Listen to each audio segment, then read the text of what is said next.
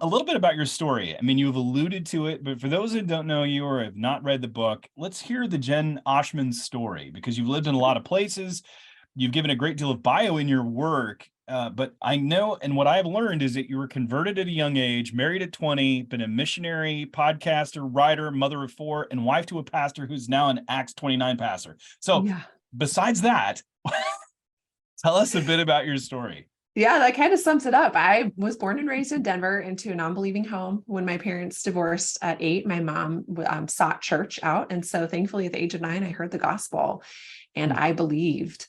But I wasn't, in an environment that discipled me. So I can't say that I felt, truly surrendered to the Lord or had an understanding of what that was until I went away to college. And the Lord really brought me to my knees as I cried out to him for just identity and healing and help and hope in that, young adult season of life.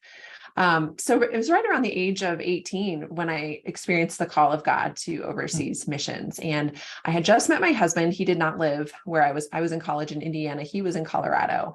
And so we had this long distance friendship / dating relationship for a few years where we both felt called to full-time ministry and increasingly overseas missions. And so we did marry very young. We both come from a long line of divorce.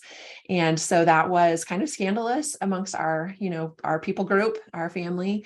But we had the, sweet input of missions pastors who knew us really well and discipled us and gave us all kinds of premarital counseling and encouraged us, if you feel the Lord calling, go ahead and get married. So we did.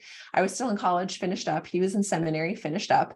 And after a year of marriage, we headed overseas, had a newborn baby and had 2 more. Adopted a 4th. We have a daughter who is our oldest daughter, but our newest daughter. She was 12 when we brought her home from Thailand to Japan.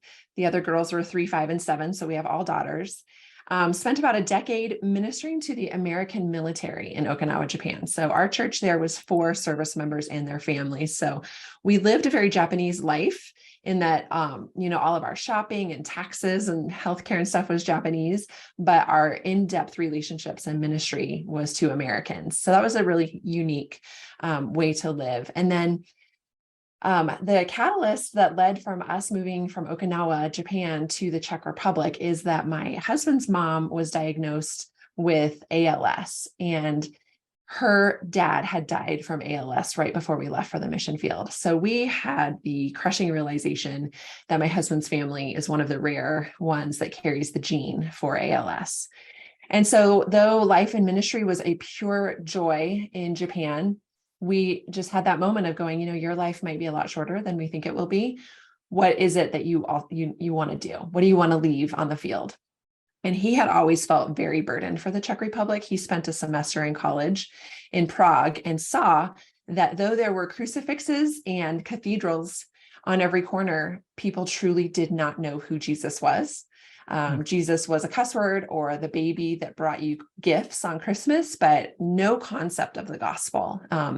Less than 0.5% of Czech people know Jesus as Savior. So a very dark place. And so he said, I want to go there. I want to preach Christ in the Czech Republic. So we made that massive transition, only to be on the field for a couple years before we were called home to care for my dad, who was dying from Alzheimer's and dementia and was very much alone without anybody caring for him. So we obeyed the Lord in that, relocated to Colorado, brought home these, tweens and teens back to America, their first time living here ever.